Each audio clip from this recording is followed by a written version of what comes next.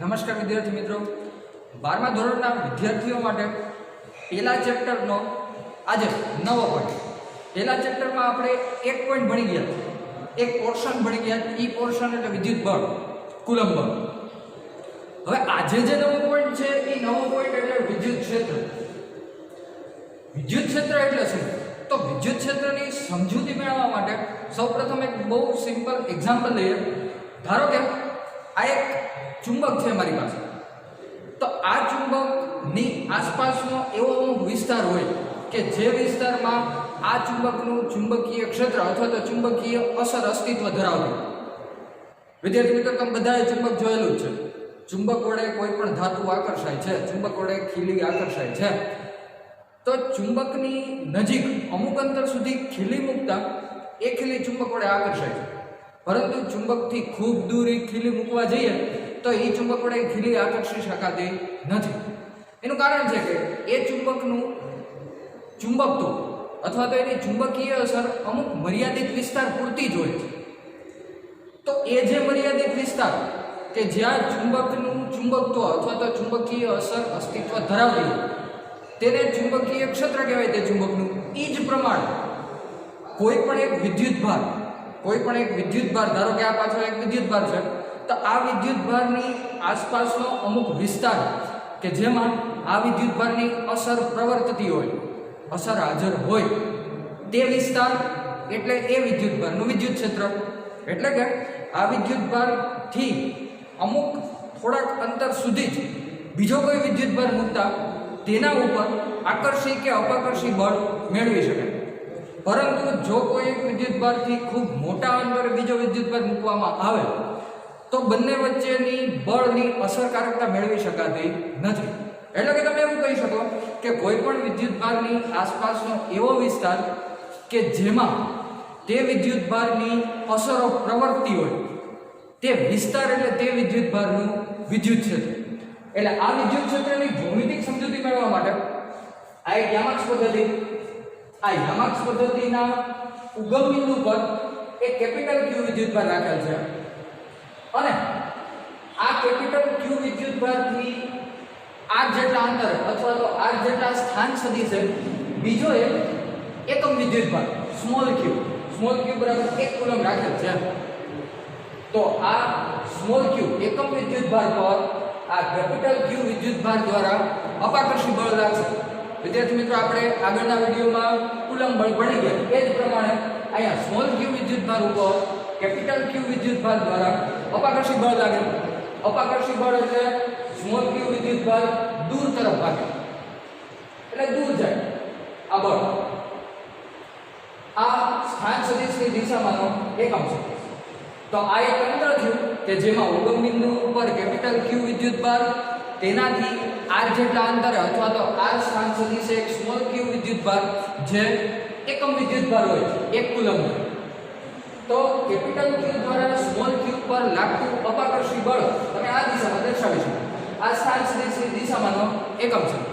તો આ બળનું સૂત્ર લખીએ તો આપણે આગળના વિડીયોમાં ભણી ગયા એમ કુલમ બળનું સૂત્ર લખવાનું છે કે q1 q2 ના છેદમાં r² ઇન્ટુ r કે સદિશ સ્વરૂપ. તો અહીંયા k ની જગ્યાએ 1/4πε0 મૂકેલો છે. કે અચળાંકનું સૂત્ર 1/4πε0 કેપિટલ Q સ્મોલ q છેદમાં r² ઇન્ટુ r કે. તો આ થયું બળનું સૂત્ર. હવે તો કે વિદ્યુત ક્ષેત્રની વ્યાખ્યા કોઈ વિદ્યુત ભારની નજીકના વિસ્તારમાં રહેલા એકમ ધન વિદ્યુત ભાર પર લાગતા બળને તે વિદ્યુત ભારનું વિદ્યુત ક્ષેત્ર કહે છે.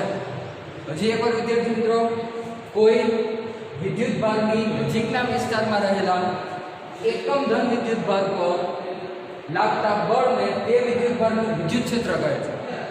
જે પણ ભૌતિક રાશિ એકમ હોય ને તે વિદ્યાર્થી મિત્રો હંમેશા છેદમાં આવે છે. એટલે કે એકમ ધન વિદ્યુત ભાર છે એટલે વિદ્યુત ભાર છેદમાં તેના ઉપર લાગતું બળ, એકમ ધન વિદ્યુત ભાર પર લાગતું બળ જે એકમ છે એ છેદમાં બળ અંશમાં આ બેનો ગુણોત્તર એ વિદ્યુત ક્ષેત્ર દર્શાવે.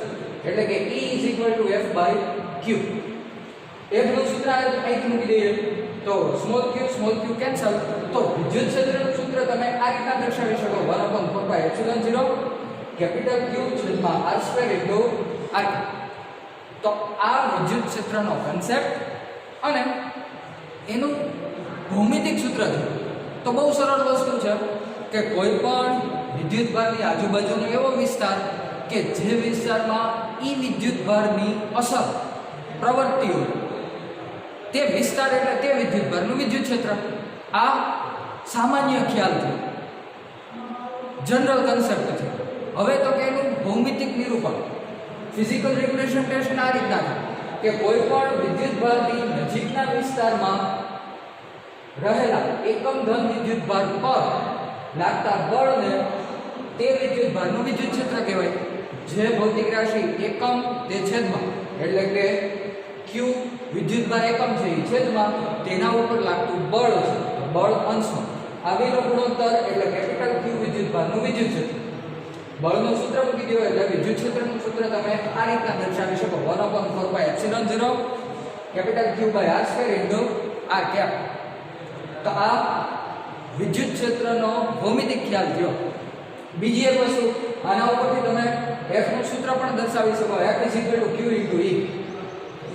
એટલે કે ગમે ત્યારે તમને વિદ્યુત ક્ષેત્રનું મૂલ્ય આપી દીધું હોય, વિદ્યુત ક્ષેત્રની તીવ્રતા આપી દીધી હોય અને બળ મેળવવાનું કીધું હોય તો તમે આ સૂત્રનો ઉપયોગ કરી શકો F = Q × E. હવે વિદ્યુત ક્ષેત્રની કેટલીક લાક્ષણિકતાઓ છે. આ વિદ્યુત ક્ષેત્રની લાક્ષણિકતાઓ હવે જોવાની છે. તો એની પછીનો પ્રશ્ન 2 માર્કનો પ્રશ્ન, પછીનો 3 માર્કનો પ્રશ્ન. આ વિદ્યુત ક્ષેત્ર એટલે શું તેનું સૂત્ર ધારો. હવે વિદ્યુત ક્ષેત્રની લાક્ષણિકતાઓ. તો વિદ્યુત ક્ષેત્રની લાક્ષણિકતાઓ આ મુજબ છે. આ તંત્રમાં આ કેપિટલ Q વિદ્યુત ભારના વિદ્યુત ક્ષેત્રનું સૂત્ર મેળવવા.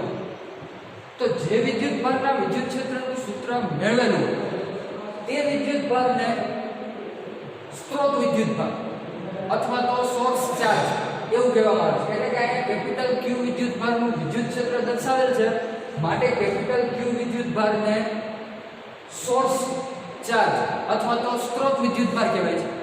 જ્યારે આ વિદ્યુત ક્ષેત્રનું આ કેપિટલ Q વિદ્યુત ભારના વિદ્યુત ક્ષેત્રનું પરીક્ષણ આપણે આ એકમ ધન વિદ્યુત ભાર અથવા તો સ્મોલ q વિદ્યુત ભાર વડે કરેલ માટે આ સ્મોલ q વિદ્યુત ભારને પરીક્ષણ વિદ્યુત ભાર અથવા તો ટેસ્ટ ચાર્જ એવું કહેવામાં આવે છે.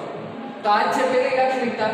આપેલ તંત્રમાં દર્શાવેલ કેપિટલ Q વિદ્યુત ભારને સ્ત્રોત વિદ્યુત ભાર જ્યારે સ્મોલ q વિદ્યુત ભારને પરીક્ષણ વિદ્યુત ભાર કહે છે. બરાબર છે. તો આ પહેલી લાક્ષણિકતા. પછીની બીજી લાક્ષણિકતા, કોઈ પણ તંત્ર કે જે તંત્રમાં તમે વિદ્યુત ક્ષેત્ર વ્યાખ્યાયિત કરતા હો એ તંત્રમાં રહેલ પરીક્ષણ વિદ્યુત ભાર બને એટલો સૂક્ષ્મ હોવો જોઈએ. એટલે કે આ Q જે છે એ સૂક્ષ્મ, ખૂબ સૂક્ષ્મ હોવો જોઈએ. ખૂબ સૂક્ષ્મ એને તમે ગાણિતિક રીતના આ રીતે દર્શાવી શકો. વિદ્યુત ક્ષેત્ર વ્યાખ્યાયિત કરતા તંત્રમાં પરીક્ષણ વિદ્યુત ભાર ખૂબ જ નાના મૂલ્યનો હોય છે. એટલે કે તમારે નાનું મૂલ્ય કઈ રીતના દર્શાવવું 11મા ધોરણમાં તમે ભણી ગયા, લિમિટથી દર્શાવી શકો. એટલે કે E સદિશ E લિમિટ Q → 0 F/Q. આ મૂલ્ય ખૂબ જ નાનું હોવું જોઈએ. એનું કારણ છે વિદ્યાર્થીઓ, જો આ પરીક્ષણ વિદ્યુત ભારનું મૂલ્ય મોટું હોય તો આ બંને વિદ્યુત ભારો વચ્ચે લાગતું બળનું મૂલ્ય પણ મોટું મળે. હવે જો બંને વિદ્યુત ભારો વચ્ચે ઉદ્ભવતું બળ ખૂબ જ પ્રબળ હોય તો આ કેપિટલ Q વિદ્યુત ભાર પર પણ બળ લાગતું હોય છે. એ બળનું મૂલ્ય પ્રબળ હોવાથી આ વિદ્યુત ભાર સ્થાનાંતરિત થવાની શક્યતા વધી જાય. હવે જો આ સોર્સ ચાર્જ સ્થાનાંતરિત થઈ જાય તો સ્થાન સદિશ ફરી જાય. સ્થાન સદિશ ફરી જાય તો વિદ્યુત ક્ષેત્રનું સૂત્ર જે અંતરના વર્ગના વ્યસ્ત પ્રમાણમાં છે તે ફરી જાય. માટે આ બહુ મહત્વનો પોઈન્ટ છે કે ભાઈ તમે જે તંત્રમાં વિદ્યુત ક્ષેત્ર વ્યાખ્યાયિત કરો છો એ તંત્રમાં રહેલો પરીક્ષણ વિદ્યુત ભાર ખૂબ જ સૂક્ષ્મ હોવો જોઈએ. લિમિટ Q → 0 હોવું જોઈએ. કારણ કે જો Q નું મૂલ્ય મોટું હોય તો બળ F મોટું મળે, જેથી આવા પ્રબળ બળના લીધે Q નું વિચલન થઈ શકે. જો Q નું વિચલન થાય તો વિદ્યુત ક્ષેત્રનું સૂત્ર જ ફરી જાય, અંદર ફરી જાય. એટલે સૂત્ર જ ફરી જાય. બરાબર છે. તો એની પછીની ત્રીજી લાક્ષણિકતા, આ મહત્વની લાક્ષણિકતા MCQ માટે વિદ્યાર્થી મિત્રો, ધન વિદ્યુત ભારનું વિદ્યુત ક્ષેત્ર હંમેશા ત્રિજ્યાવર્તી બહાર આવતી દિશામાં. ઋણ વિદ્યુતભારનું વિદ્યુત ક્ષેત્ર હંમેશા ત્રિજ્યાવર્તી અંદર આવતી દિશા, બરાબર છે. ધન વિદ્યુતભારનું વિદ્યુત ક્ષેત્ર હંમેશા તેમાંથી બહાર આવતી દિશામાં આવશે. આગળ હજી આપણે વિદ્યુત ક્ષેત્ર રેખાઓ ભણશું ત્યારે પણ આ વસ્તુ ફરીથી પુનરાવર્તિત થશે. અને ઋણ વિદ્યુતભારનું વિદ્યુત ક્ષેત્ર હંમેશા લંબરૂપે અંદર તરફ એટલે કે ત્રિજ્યાવર્તી અંદર આવતી દિશામાં હોય છે. એટલે જે રીતે લખેલું કે ધન વિદ્યુતભારનું વિદ્યુત ક્ષેત્ર ત્રિજ્યાવર્તી બહાર તરફ, જ્યારે ઋણ વિદ્યુતભારનું ક્ષેત્ર ત્રિજ્યાવર્તી અંદર તરફ હોય છે. પછીનો લાક્ષણિકતા, પછીનો પોઈન્ટ, વિદ્યુત ક્ષેત્રનું સૂત્ર આવ્યું E = 1/4πε0 કેપિટલ Q/r². આમાં 1/4πε0 અચળ, કેપિટલ Q અચળ. એટલે તમે એવું કહી શકો કે કોઈ વિદ્યુતભારનો કોઈ પણ બિંદુએ વિદ્યુત ક્ષેત્ર અંતર ઉપર આધારિત છે. કયા સંબંધ અનુસાર આધારિત છે? તો કે E ચલે છે 1/r², અંતરના વર્ગના વ્યસ્ત પ્રમાણે. એટલે એ ચોથી લાક્ષણિકતા છે કે વિદ્યુતભારનું કોઈ પણ બિંદુએ ક્ષેત્ર તે બિંદુના અંતર પર આધારિત છે, કારણ કે E ચલે છે 1/r². આ બધું અચળ, E ચલે છે 1/r².